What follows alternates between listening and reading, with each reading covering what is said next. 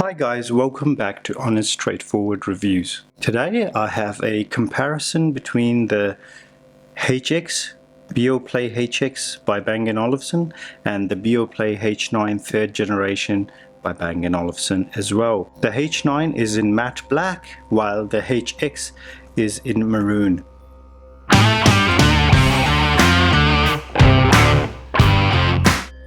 Now before I continue, I'd like to let you guys know that you can support my work just by watching my videos, liking them and subscribing to my channel. My work is self-funded, hence it is unbiased. This video is separated in a few segments. First of all, I'll be looking at the boxes and what you get inside. Then I'll be looking at what's inside the box and any additional stuff you might get, cases and things like that, cables and all that. Then I'll be doing a side-by-side comparison, a look at features, the app, noise cancellation, transparency mode, and in the end I'll be doing sound. Now if you want to look at the full unboxing of these headphones, subscribe, and on the top right hand corner I've got a link for them as well. Let's look at the H9 and HX boxes. So straight off, the boxes are different sizes, okay? And this one's a bit smaller, the HX box. However, the box design is basically the same, with the H9 having a tiny bit more information up front and at the back as well. Let's look at the H9 first. Opening it up, both of them have the same sort of cushioning. However, it's got a two-tone coloring inside the box, so you've got white and black, whereas this is all black. And that's it for the HX. You've got the box, you put that aside, and you've got some paperwork and things like that. With the H9 you get a bit more. So you've got the headphones sitting there, and you've got a bit of a area where you leave the headphones on. Okay, and then you've got these tiny little boxes in there. What these have is a cloth and some other flight adapters, chargers and things like that. Now what you get, the difference only between these two headphones is you get a flight adapter with the H9. With the HX you don't, and everything else is the same: USB-C to USB charger and headphone 3.5 to 3.5 jack. Okay, so we look at the H9 first. So you get a very soft, luxurious cloth with it, but offers no protection whatsoever. You got a nice metal bit here to tighten it up to ensure that the headphones don't come out, and that's basically it.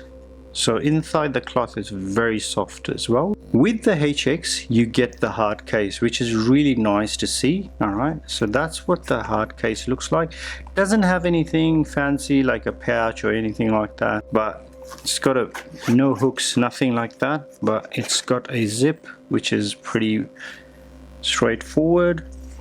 And once you open it up, you've got basically the headphones sitting in front of you, and you also have a compartment within it where you can store the USB-C to USB charger and the headphone jack. Okay, looking at both the headphones, they look very much similar. There's hardly anything distinguishing them apart from the design over here. Everything else is the same. What you do get is a bit of a difference over the head. All right, so as you can see, this is more of a flat leather with stitching, whereas the stitching on here is quite hidden underneath it. Okay, also the cloth band is supposed to be a little bit more comfy, whereas I do find them still overuse. They get a bit loose in the clampiness. They are quite clampy at the start, but that clampy feature goes away as you use it, which is a disappointment because it's really hard to keep these headphones on your head. All the material that you see on both are exactly the same. You still get the lambskin leather on both. You don't get anything else on these, which are very comfortable. You get the same sort of cushioning which got introduced in the H9 third generation after the H9i. So it's very, very comfortable. You still don't get a slanted speaker which can complement your ear, and you still have the round shape which some people might not be too comfortable with, but because of that lambskin leather and the soft cushioning, it does really compensate for that. So with the H9s, they did not have anything on the left side happening. Everything was on the right. With the HX, what they've done is they have put a custom button which you can press to invoke Siri, for example, which you can customize in the app, and you've got a transparency button as well that you press to toggle between transparency and noise cancellation, which is a nice addition. Also, what they've gotten rid of is the switch. So you've got a bit of a switch happening here. So you switch to on and hold the switch on the far side to be able to go into pairing mode. They have gotten rid of that in favor of a button. You just hold that button, press that button once, and it just turns on. Press it again and it just turns off. I really like that feature. It just works. I like the button over the switch. It's also got the USB-C charging and headphone jack on this side. Both of them are exactly the same. The sound is still working the same, so clockwise, anti-clockwise for up and down, skip and all that, pause, it's exactly the same. What I would like to talk about is a few of the similarities. So they have the same batteries and everything are the same, so that's basically the similarities. So they still have the same lambskin leather. So this is what B&O's website claims, okay? So the H9 is equipped with a new generation of adaptive noise cancellation technology that delivers extreme noise reduction. Okay, it does have adaptive noise cancellation. I turn it off. I find any adaptive noise cancellation quite annoying because what they do is they try and suss out the situation, okay? I know what the situation is, let me control it. Such as the Sony app. If you go onto the Sony app, it has adaptive noise cancellation, which it does location based automatically, or you can just control it yourself, which is what I like to do. So with the AirPods Pro second generation is what I found to be the most annoying with the adaptive noise cancellation, where it was letting in people's noises and them having a conversation, which is what I don't want when I have my noise cancellation headphones on. Now there's an improvement from 25 hours to 35 hours with noise cancellation and Bluetooth on with the HX. The HX also introduced the 5.1 Bluetooth variant, which is a really good addition because it'll have the low consuming battery feature, which is why the battery has gone up. It also has a interchangeable battery for longer life, but for the life of me, I have not been able to see that. So on the website it says that you can change the battery like you used to be able to do with the first gen H9, but I haven't been able to find that. It also has fast pairing with Google's fast pairing, made for iPhone certificate, and Microsoft Swift pairing as well. Now when it comes to the nitty-gritties, so this is what's surprising. The weight is exactly same, 285 for both. Height, dimension and depth, everything is the same. Fabric, everything is the same. The only thing is, I don't know if you can hear it, but this is aluminium, whereas this is stainless steel.